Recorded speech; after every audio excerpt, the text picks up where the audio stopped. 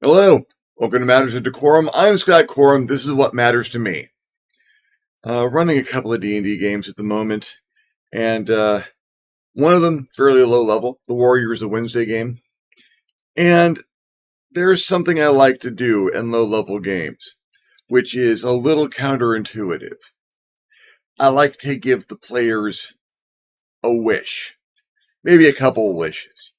They rescued a genie in this particular case. They rescued a genie who was very grateful for being rescued, and rather than demand their three wishes for that, they let him go. They wished that he would be free of influence and able to go back to where he was, and did a genius service, a good genie for all intents and purposes.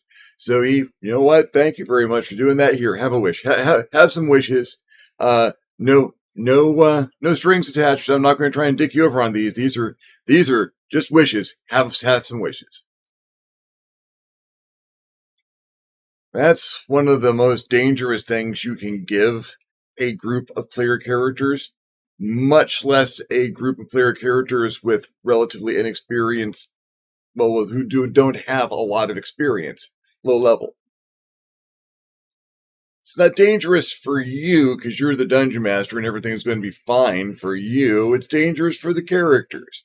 Much more dangerous for the characters than for anything they're going to face. Because there's something about a wish that you've just been given. It's like, oh, wow, I've got a wish. I'll use that for something. And you think that you're going to use a wish for something important. And that's kind of not how it usually happens in my experience. That suddenly there's a problem that, oh, wow, that seems really difficult, or this doesn't have a clear solution ahead of me. There's something that we would have to do an awful lot of work here. Oh, I've got a wish. Hang on. I've seen wishes used for really ludicrously dumb things, or for things that just, there were a number of different ways around that. You chose to use the wish. Okay. Because there's a tradition to adjudicate wishes as difficult as possible. As, well, how does this wish screw you? Is there any possible way that this wish could be twisted into something that will harm the party? And I do appreciate that. The original Tale of Three Wishes, the genie and the lamp from Arabian Nights, I believe, or 1001 Arabian Nights. It's a cautionary tale for using your wishes correctly, for not wishing for too much or wishing for things that without considering it, for thinking. Be careful what you wish for is the maxim. And wishes that you've been given casually in game often do not come with a lot of caution when they're used. I'm very fond of that. I don't have to adjudicate very harshly. I don't have to try and twist a wish. In fact, I prefer to give people exactly what they do wish for. Because if you twist a wish too much, if you try, well, if you look at it from a certain point of view and alter the definition of this word, it turns into something. This is what you asked for. This is exactly what you got. I don't want the players sitting back going, hey, wait, you twisted that in a terrible way, or that's really a horrible way to adjudicate that, or could you have done that any more? What do you, nah. I want my players to sit back going, yep, that's exactly what I asked for. Well, feck, I guess I got to figure a way out of this now. Because you very often do not have to twist a wish to make it something that the players didn't actually want to happen. Now, there are wishes that are used well. There are wishes where if they pull this out and start actually reading this new eyes, and start reading page 288, where the ninth level spell, a ninth level conjuration spell, Wish, is actually listed, or where its listing starts. Okay, this is probably going to turn out fairly well. They're looking at the rules. They're looking at what the Wish spell actually does. They're not just throwing it out there casually because they happen to have one.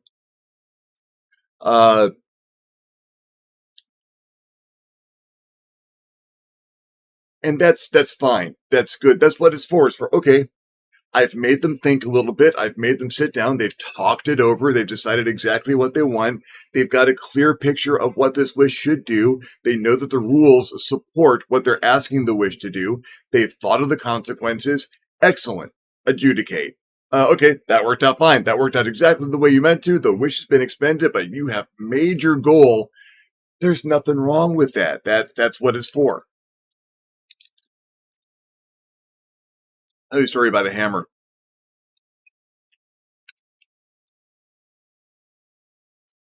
Warrior Wednesday game, group paladins. They get into a little struggle. There's a portal to they don't know where, in the middle of a darkened forest, and they need to see what's up with it. As they're discussing it, something comes out of the portal. It's a ball of frogs being ridden by illithid tadpoles, which bursts out into an attack group, and the party's fighting.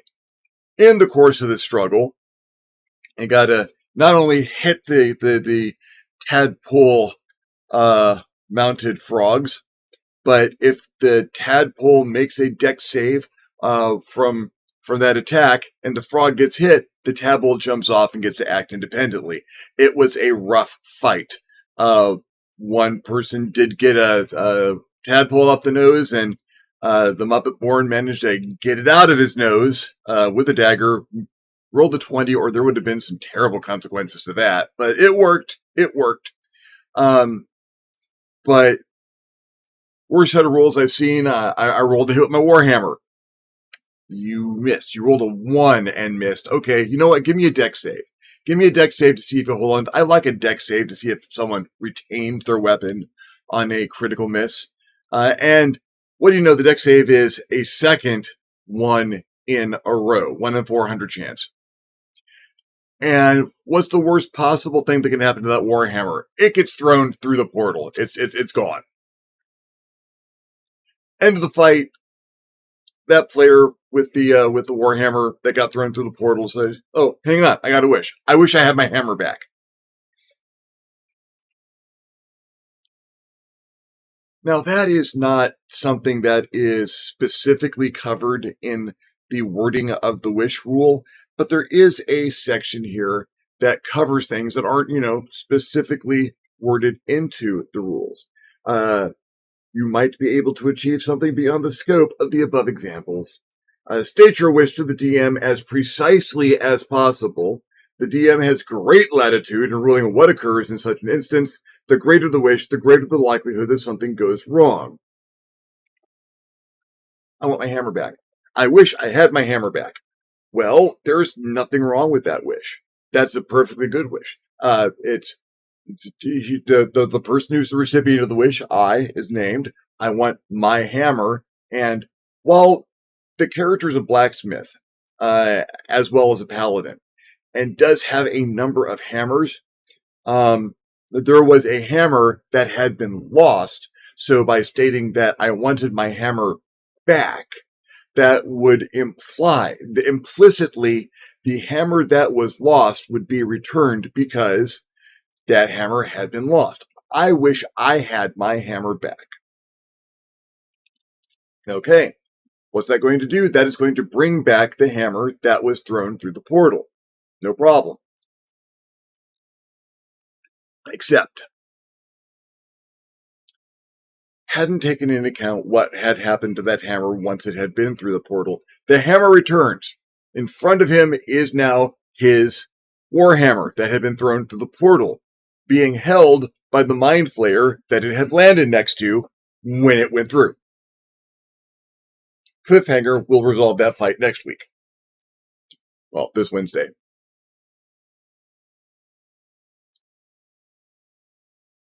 That's latitude. That is, well, and that player has since analyzed their use of the wish and found it wanting.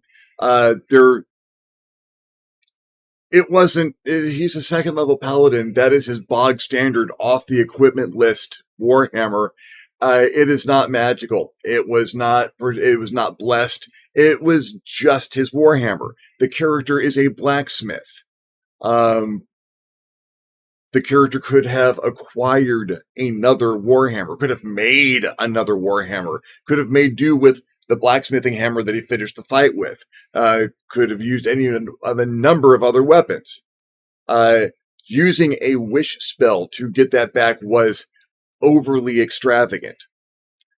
If they were going to use the wish spell, they could have worded it much better. They could have taken a couple of minutes. They could have figured it out in a way to make sure that it would come back clean or absent of any evil influence. It went through a dark portal in the middle of a dark forest. The possibility that something bad had happened to it was pretty high.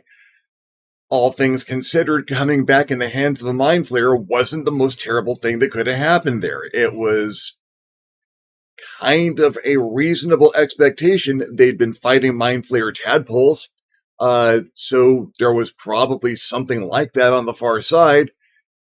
It was a perfectly reasonable result to that wish being done. That's my favorite way to do this. Now, there are some examples of what a wish can do in the book, page 288 and 289.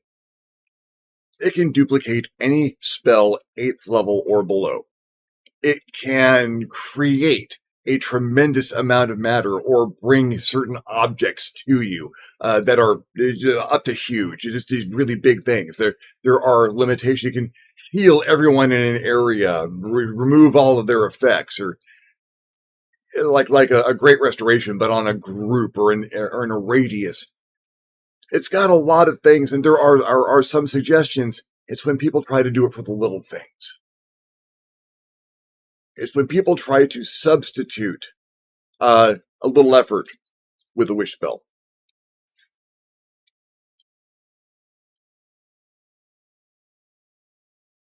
A few years back, I was running a game for the friendly local gaming store, the Naughty Crew game. Still one of the best games I've ever run. Another 0 to 20. At one point in time, they are in some sewers beneath the city. They are chasing a Rakshasa, a tiger demon of terrible purpose. They hadn't really figured out much what his plans were, but they chased him down into the sewers and started to figure out that the sewers formed a labyrinth, the Rakshas's labyrinth, which was going to be something terrible. One of the girls, oh, hang on, I got a wish. As other players at the table start to object, the character voices the wish that the Rakshasa be trapped inside the labyrinth for all time.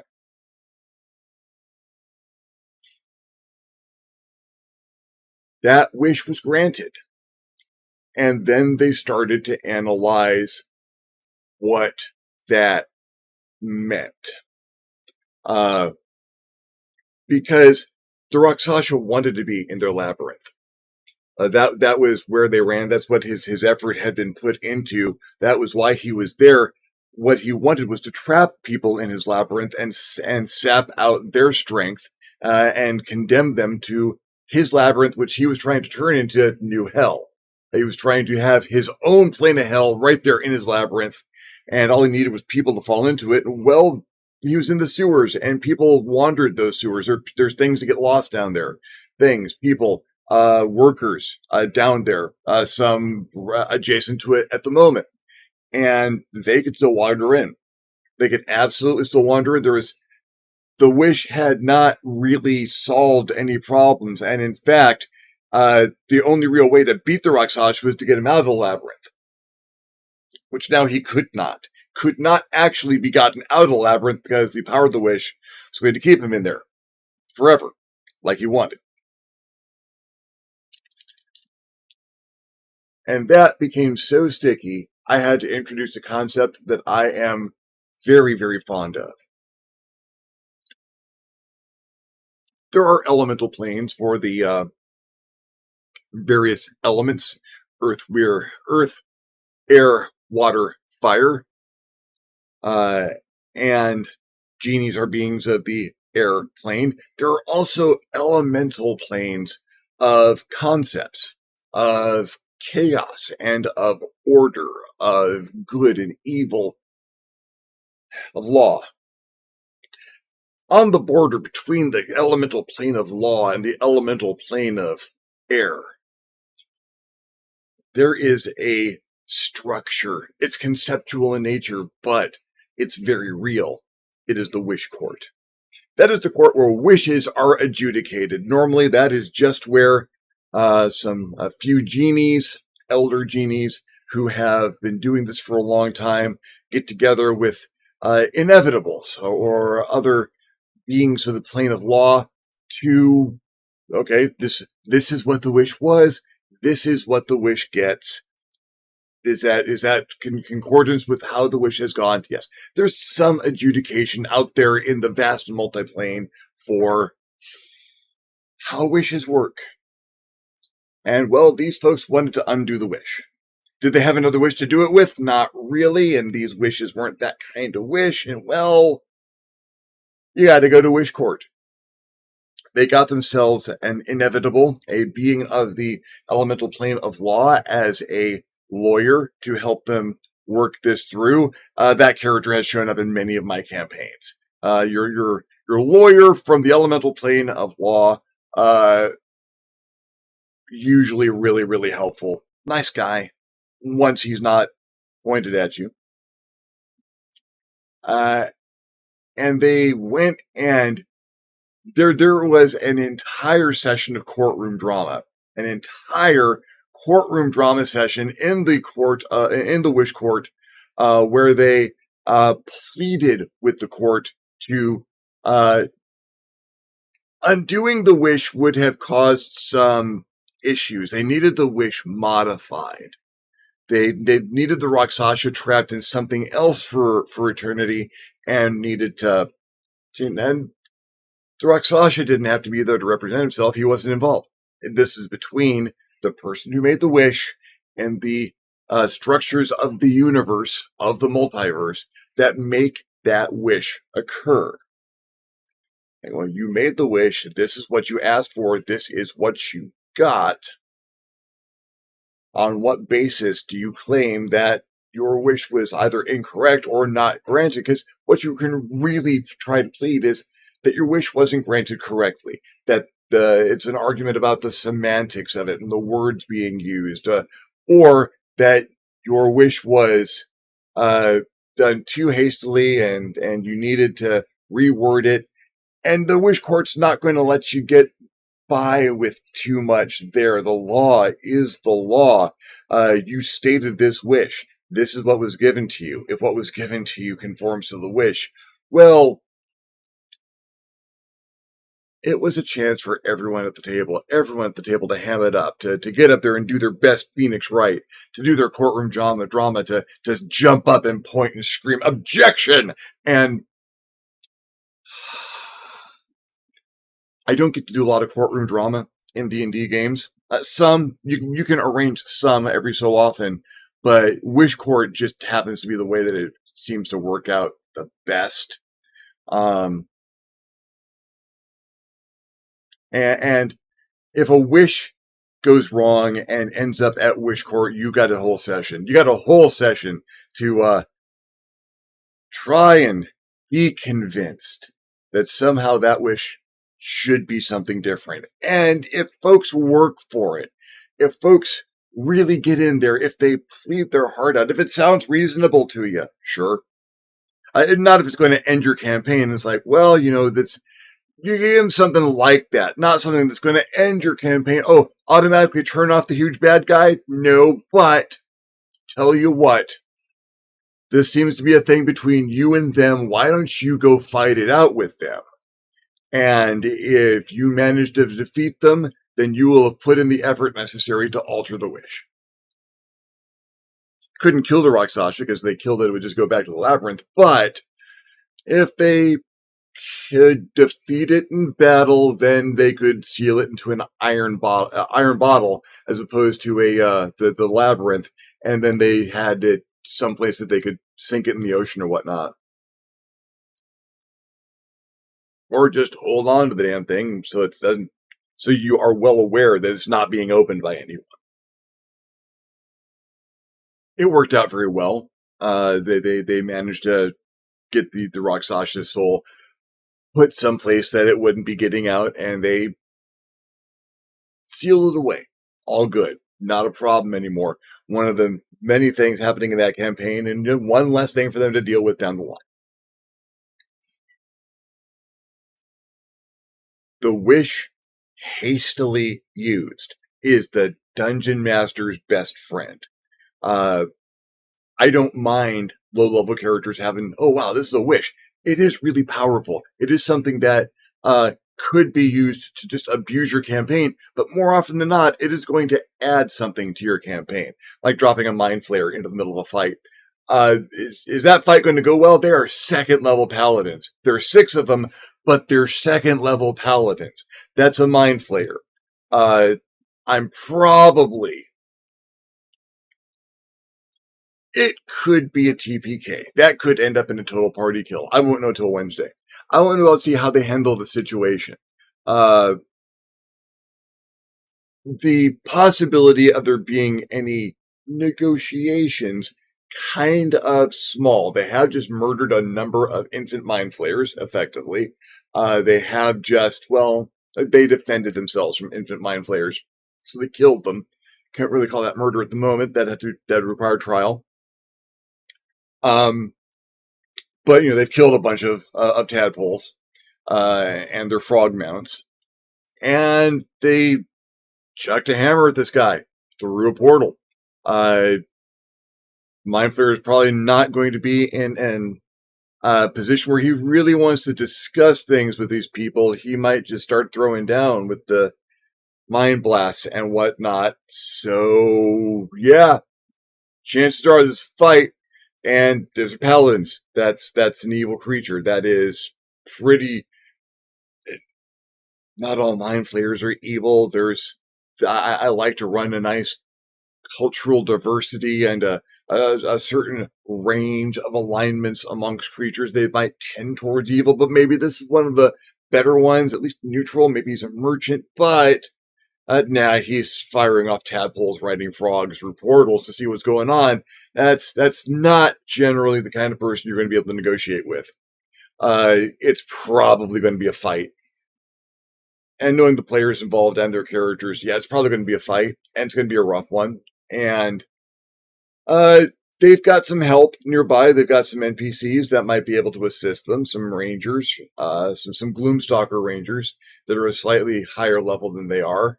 It's still going to be a fight.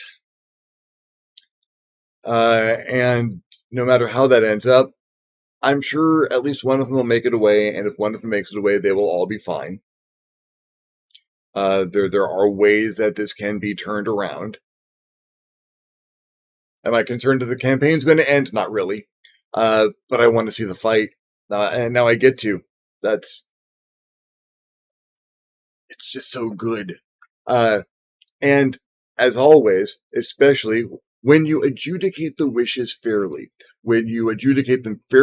but make sure that you are aware of what consequences can come from that. Well, like, okay, you did ask for this. You weren't very precise about that. That was pretty quick. This happens.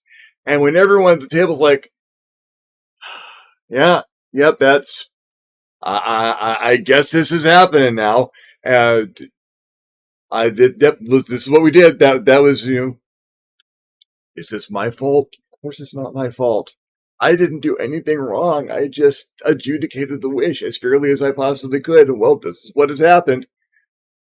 When I get to say, this is not my fault, I am doing my job as a dungeon master correctly. Because I never want to be seen as that person who is randomly dropping things on people that they can't deal with and unfairly making things as difficult as possible. I like presenting the situation exactly as it is and letting folks do their thing and then adjudicate consequences. And nothing gets that kicked up. Nothing starts that ball rolling like throwing out some wishes and seeing exactly what people do with them.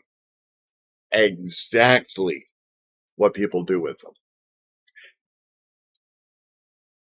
Is it kind of leaving a trap? It kind of is. It kind of is, not because the wishes are inherently dangerous, but because I can almost always count on one person in the party using a wish that they have access to just a little bit too quickly, with a little bit less thought than should probably have gone into it, with a little bit of imprecision that gives me all the room in the world to drop a mind flare in the middle of a party right after a fight. And that's just the best. I don't have to write an adventure this week. And that's one of those things that I'm very fond of, is letting a party go, giving them a relatively simple situation. Go here, do this, or look into this and see what's going on. Do some investigation, and ending up with, well, I had maps for another encounter ready for that. I had all kinds of stuff just lined up for, well, what this evening going to be? I haven't used them yet. I'll probably won't use them this week. I might get to them next week. I might get to them next week. And that's so good when the content in the game generates itself. That's when you're doing the job right. That is when I get to sit back and seem like I'm a genius. Oh man, look at all the stuff you prepared. It's like, I didn't prepare this. I let you guys do stuff, and well, now we're getting to the things that I prepared. But thank you. Well, thank you for helping me along this particular ramble. Use wishes. Let them have a wish. See what happens. At the very least, it's a good litmus test for how the group is thinking. If you enjoyed the video, give me a thumbs up. If you didn't enjoy the video, give me a thumbs down. Feedback is feedback. If you have your own experiences of using wishes, or how they've been used well or incorrectly in a game, go ahead and leave me a comment below. Things you'd like to hear me talk about, subjects you'd like to hear me cover, questions you'd like me to answer. I will love getting your comment. You'll love leaving me one. If you haven't subscribed to my channel yet, why not? My channel is awesome. You might want to hit the subscribe button. If you do, you might also want to hit the notification bell so you're alerted when my videos become available.